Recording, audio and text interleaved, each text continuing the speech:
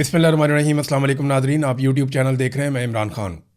DGISPR की मुलाकात हुई है सहाफ़ियों के साथ, कुछ जो सोशल मीडिया के इन्फ्लुएंसर हैं उनके साथ, और ये मुलाकात खुफिया रखी गई।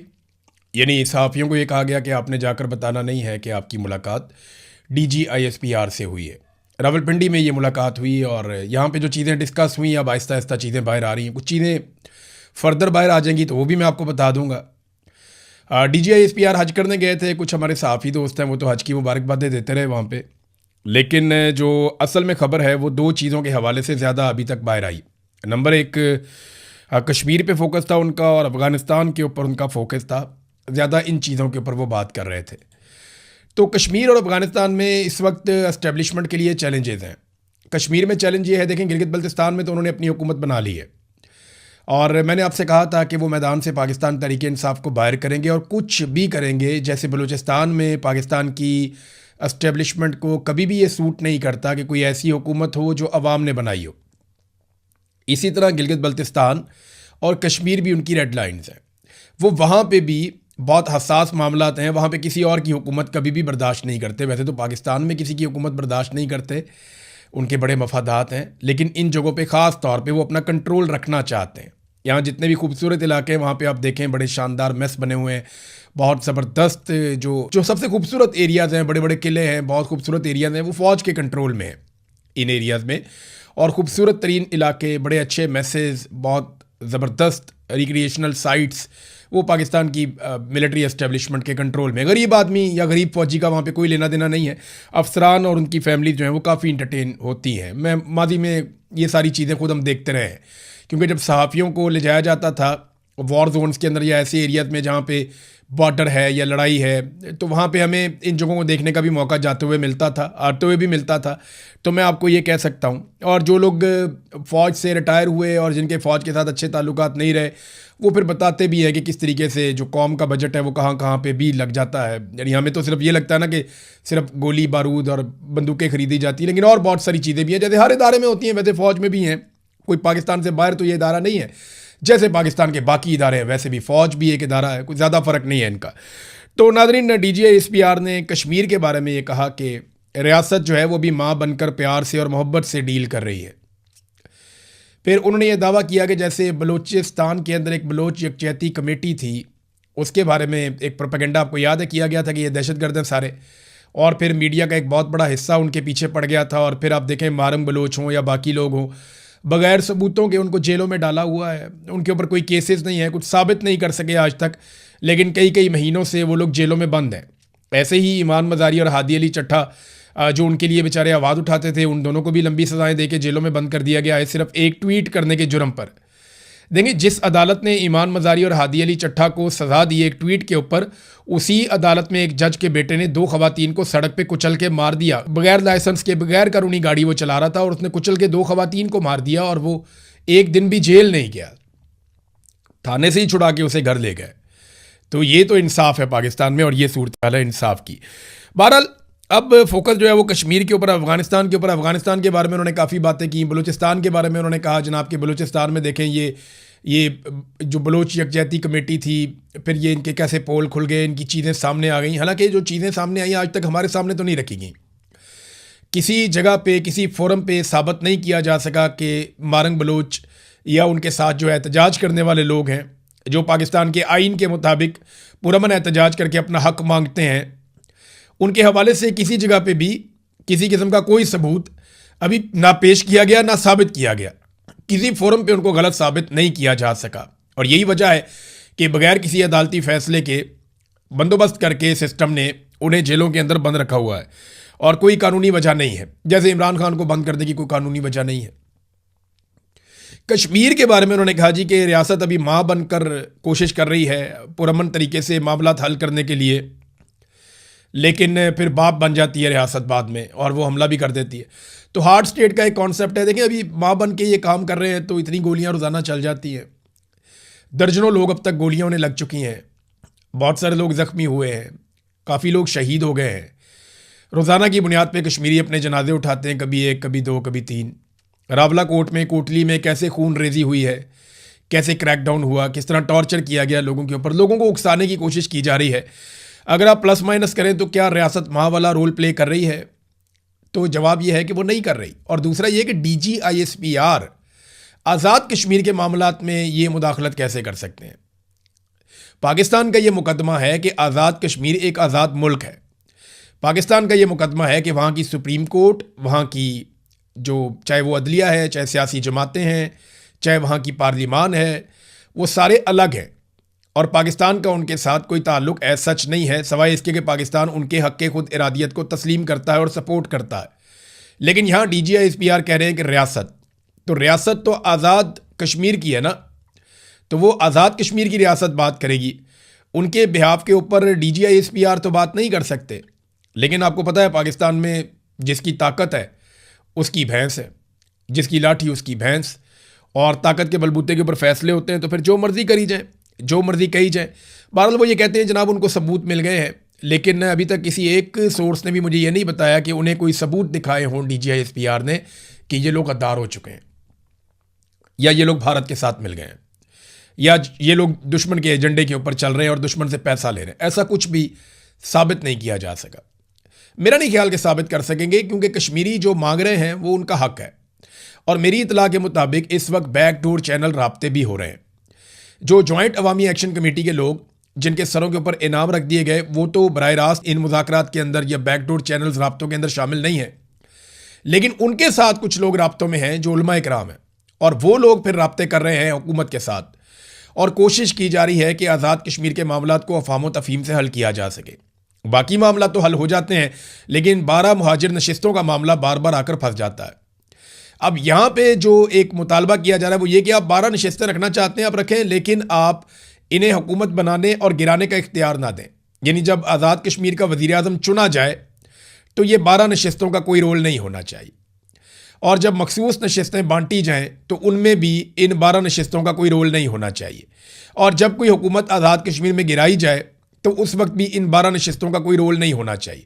बाकी आप इन्हें रखना चाहते हैं, आप इन्हें रखें, आप इनसे आवाज़ उठाना चाहते हैं आवाज़ उठाएं, सिंबॉलिक इनको हैसियत देना चाहते हैं, इनसे ज़ोर लगवाना चाहते हैं, आप सारा कुछ करें, आलमी सतह पर इनके दौरे करवाएं, जो मर्जी करें, लेकिन आप आज़ाद कश्मीर की हुकूमत को बनाने में, उसको गिराने में, उसके मामलात को चलाने में आप इनको शामिल ना करें। तो ये उनकी जानिब से एक मुतालबा है। भारत मुज़ाकरात हो रहे हैं, देखें उसका नतीजा क्या निकलता है। 28वीं आईनी तरमीम पे एस्टेब्लिशमेंट को ये लगता है कि PMLN और पीपल्स पार्टी मिलकर खेल रहे हैं, और वो 28वीं आईनी तरमीम अब शायद नहीं होने देंगे। लेकिन पीपल्स पार्टी को जिस तरीके से और नून लीग को ब्लैकमेल कर दिया गया गिलगित बल्तिस्तान में, एस्टेब्लिशमेंट ने 4 आज़ाद उम्मीदवार उठा के IPPs की झोली में डाल दिए। IPP एक पॉलिटिकल पार्टी भी है ना, एक तो वो IPPs है जिन्होंने पाकिस्तान का बेड़ा गर्क कर दिया ना, तो एक इस्तेहकाम पाकिस्तान पार्टी भी है IPP। ये IPPs जो है एस्टेब्लिशमेंट को बहुत प्यारे हैं, चाहे वो IPPs अवाम की जेबों पे डाका डालने वाले IPPs हों जिन्हें एस्टेब्लिशमेंट ने और सियासी जमातों ने मिलकर लगाया, और उनके ज़रिए से कौम से इतना पैसा छीना जाता है कि जो शख्स भी 1 यूनिट बिजली इस्तेमाल करता है वफाकी वज़ीर पानी और बिजली के मुताबिक वो 4 यूनिट बिजली के पैसे देता है। मुझे पहले लगता था कि ये 1 और 3 का रेशो है कि अगर आप 1 यूनिट बिजली इस्तेमाल करते हैं तो आप 3 यूनिट बिजली का पैसा देते हैं। नहीं, लेकिन पानी और बिजली के वफाकी वज़ीर ने कहा नहीं, आप अगर 25 रुपये की बिजली इस्तेमाल करते हैं तो आप 100 रुपया बिल देते हैं, यानी जो 75 रुपये हैं वो आप IPPs की जेब में डालते हैं जिसकी उन्होंने बिजली नहीं बनाई हुई होती। तो ये IPPs एस्टेब्लिशमेंट को बहुत पसंद है, इसीलिए उन्होंने एक पॉलिटिकल पार्टी का नाम भी IPP रख दिया, इस्तेहकाम पाकिस्तान पार्टी।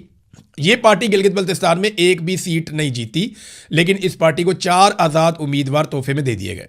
वजह यह है कि 4 आज़ाद उम्मीदवार मिलने के बाद ना सिचुएशन बड़ी मज़ेदार बन गई। अभी कुछ नशिस्तें हैं 2-3 जिनके ऊपर कन्फ्यूजन है, वो फैसला आ जाएगा। इनमें 9 सीटें बताई जा रही हैं पीपल्स पार्टी की, 8 PMLN को दी गई हैं। अब 4 ये जो हैं अगर IPPs को मिल गई तो IPP इन दोनों में से जिसके साथ जाएगी वो हुकूमत बना लेगा। कैसा ज़बरदस्त काम हो गया। IPP इन दोनों में से जिसके साथ जाएगी वो हुकूमत बना लेगा, और IPP किसकी जमात है आप जानते हैं, एस्टेब्लिशमेंट की जमात है। तो एस्टेब्लिशमेंट ने सारा का सारा खेल अपने हाथ में रख लिया है। अब फैसलवाडा जो है वो लॉन्च हो जाते हैं जैसे ही ये पता चलता है कि 28वीं आईनी तरमीम में कोई गेम हो रही है, और तरमीम के ऊपर काम तो तकरीबन हो चुका है, अब तो तरमीम सिर्फ पास करवानी है। तो फैसलवाडा आते हैं सियासतदानों को और सियासी जमातों को उनकी औकात याद दिलाने के लिए। वो आए, आकर उन्होंने पहले तो ये बताया कि जनाब पाकिस्तान में हुक्मरान बनने के लिए, क्योंकि मौजूदा इस्टेब्लिशमेंट के आला कार हैं फैसलवाडा, और इस वक्त वो उनका कीमती सामान उठाकर पीछे पीछे चलते हैं जर्नैलों के। तो फैसल वाडा बेहतर जानते हैं कि कौन सी ऐसी खसूसियात हैं जो किसी शख्स में हो तो वो हुक्मरान बन सकता है। फैसल वाडा ने बताया कि एस्टेब्लिशमेंट को किस तरह के लोग पसंद हैं।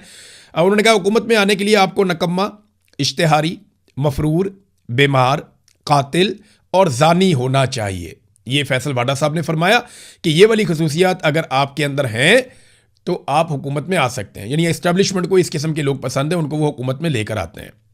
ये एस्टेब्लिशमेंट का फार्मूला उन्होंने बता दिया है। देखिए, सियासतदानों को गंदा करने का सिलसिला हमेशा से जारी।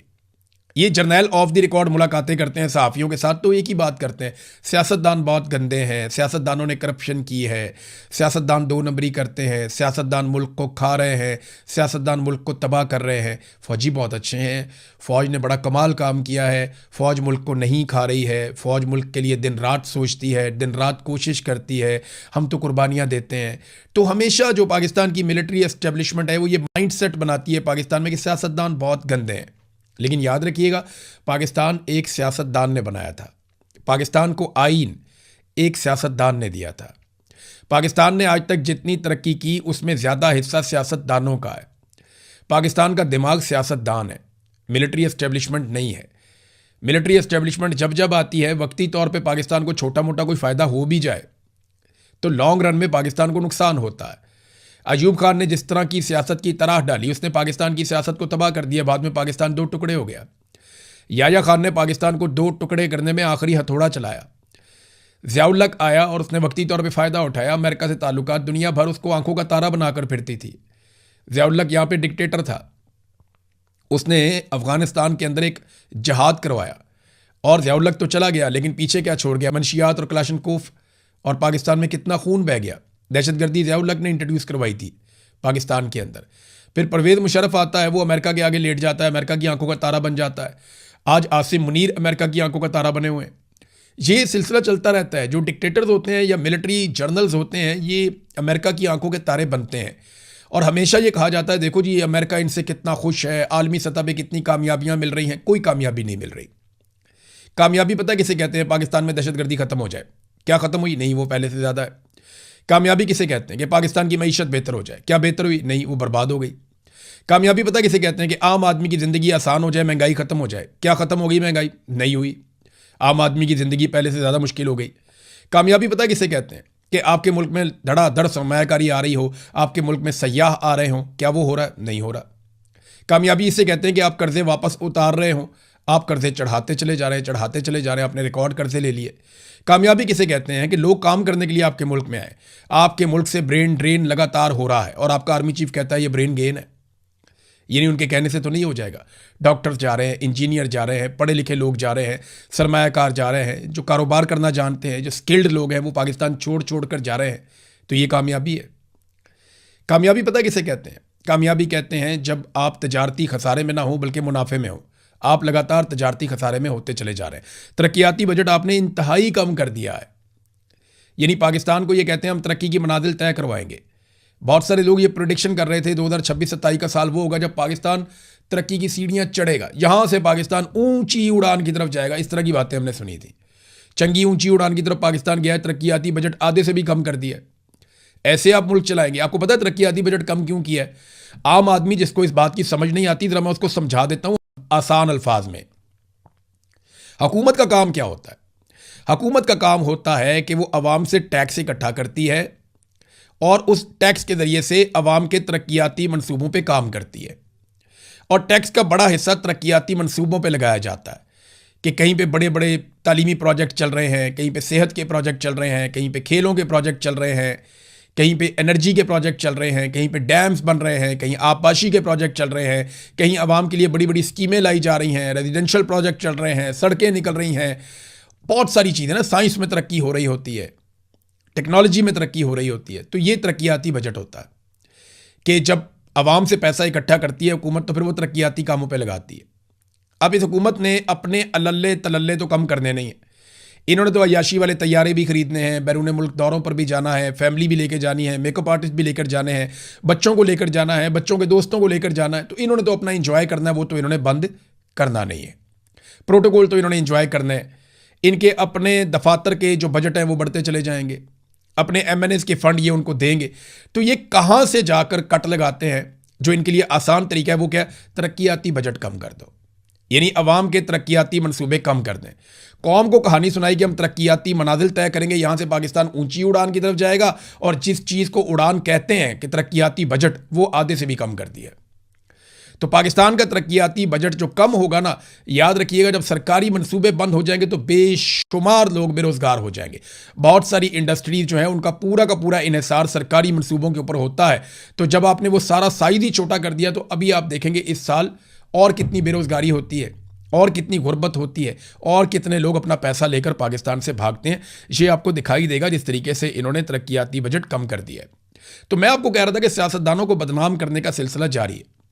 हमेशा जर्नैल खुद को अच्छा दिखाते हैं और सियासतदानों को बुरा दिखाते हैं, और इसी वजह से पाकिस्तान आज तक स्टेबल नहीं हो सका। पहले लोगों में नफरत फैलाएगी, सारे सियासतदान बुरे हैं। हर सियासतदान जो हुकूमत में भी होता है ये उसको ऑफ द रिकॉर्ड बुरे ही कहते हैं, और अपने आप को ये अच्छा कहते हैं। सियासतदानों को ये बात समझनी पड़ेगी। वो एक जबान करके इकट्ठे हो जाए सारे, और इकट्ठे होकर कहें कि जर्नैल बुरे हैं, इन्होंने पाकिस्तान पे बार बार कब्जा किया है। ये सरकारी मुलाजिम है, ये तनख्वाह लेते हैं, इनका काम है हमारे हुक्म को माने। हम हुकूमत बनाते हैं अवाम के वोटों से, जब हम आ जाते हैं तो हम जो हुक्म दें ये हमारे हुक्म की जो है वो खिलाफ वर्जी कभी ना करें, ये होना चाहिए। लेकिन उल्टा क्या होता है कि वो सियासतदानों को बदनाम करते हैं, और हमारे मीडिया के लोग इसमें इस्तेमाल होते हैं। कई अनजाने में इस्तेमाल हो जाते हैं, कई जानबूझकर इस्तेमाल हो जाते हैं, कई अपने ज़ाती मफाद के लिए इस्तेमाल हो जाते हैं। मैं नहीं कह रहा कि सारे के सारे जो हैं मीडिया के लोग बदनीयत हैं। बहुत सारे लोगों को आइडिया ही नहीं होता कि उनके साथ क्या खेल खेला जा रहा है। यानी मैं अपने बारे में आपको बताता हूं, ज़ाती तौर पे मुझे बहुत सारे लोगों को, पूरे पाकिस्तान को, इवन इमरान खान को ये लगता था कि पाकिस्तान की मिलिट्री एस्टेब्लिशमेंट जो भी फैसले करती है वो पाकिस्तान का भला सोचकर करती है। लेकिन हमने अपनी आंखों से देखा, अपने कानों से सुना, और फिर हमने इनकी इंक्वायरियां भुगती, और जब इनके साथ बैठकर बात की तो हम सर पकड़ के बैठ गए कि यार ये क्या लोग हैं, ये तो अपने फायदे से बाहर देखते ही नहीं है कि हमारी एक्सटेंशन, हमारा इस्तिस्ना, हमारी नौकरी, हमारा कारोबार, हमारा मफाद, हमारा बजट, ये अपनी ज़ात से बाहर ही नहीं जाते। आज हमारा इस खित्ते के अंदर जो तरक्याती बजट है वो बांग्लादेश के मुकाबले में, इंडिया के मुकाबले में, नेपाल भूटान के मुकाबले में, या आप अफगानिस्तान भी लगा लें, जितना बजट हमारे पास है परसेंटेज में आप करके देख लें, हम सबसे कम तरक्याती बजट खर्च कर रहे हैं। तो हम तरक्की कैसे करेंगे? नहीं कर सकेंगे।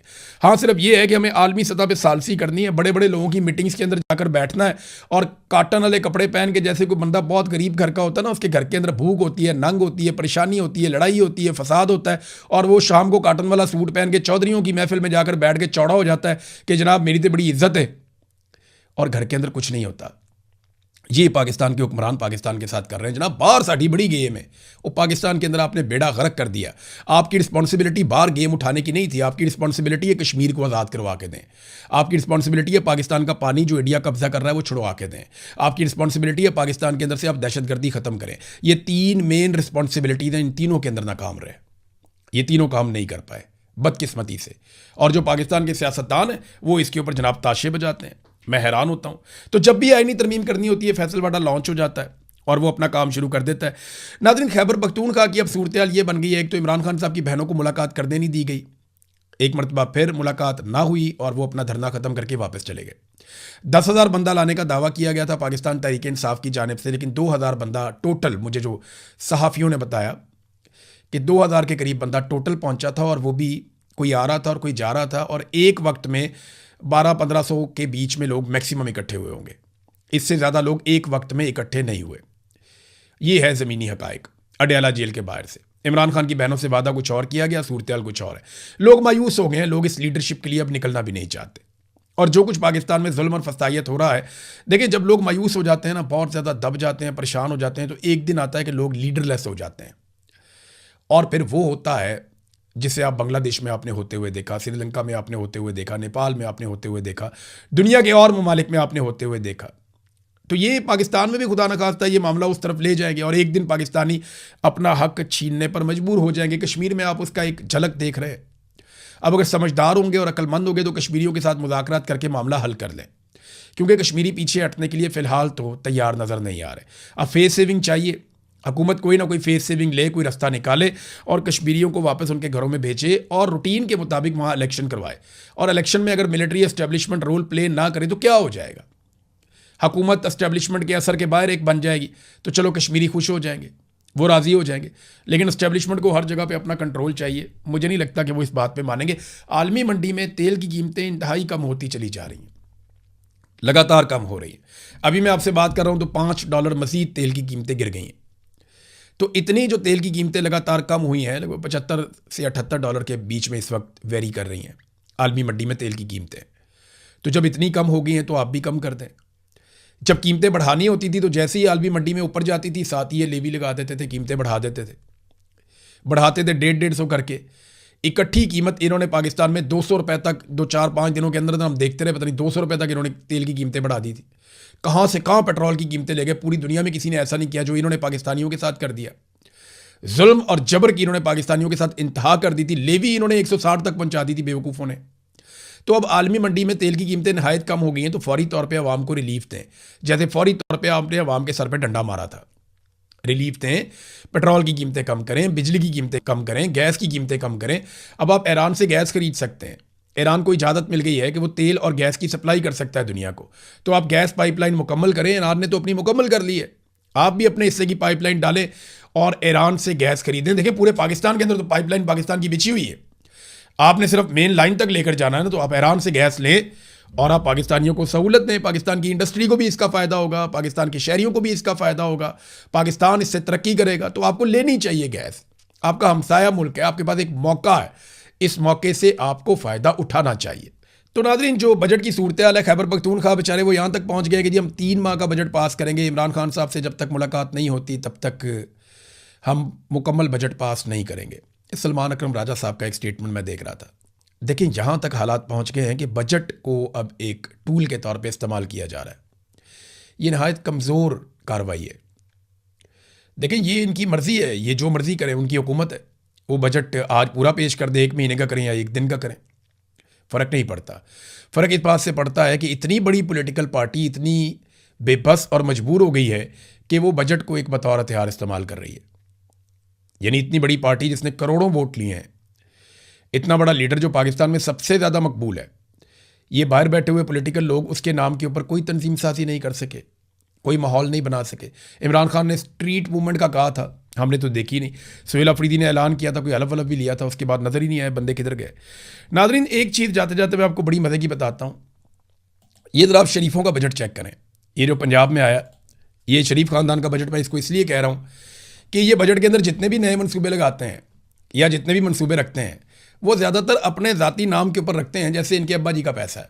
ये सिर्फ चंद मनसूबे मैं आपको पढ़ के सुना रहा हूँ, ज़रा देखें, आप इंजॉय करेंगे। Maryam Nawaz centre of academic leadership, Nawaz Sharif centre of excellency, Nawaz Sharif institute of cancer treatment and research, Nawaz Sharif institute of cardiology Sargodha, Maryam Nawaz health clinic, Nawaz Sharif medical district, Kulsoom Nawaz cancer hospital DG Khan, Maryam Nawaz social security ration card, Maryam को बताएं, Maryam Nawaz sports city Lahore, Maryam Nawaz Sharif free WiFi initiative, Mian Nawaz Sharif engineering and technology university कसूर और शहबाज शरीफ sports और पता नहीं कौन कौन से। मैं तो हैरान हो जाता हूँ कि ये कितने नरगसियत का शिकार लोग हैं। ज़हनी मरीज मुसल्लत कर दिया लाके।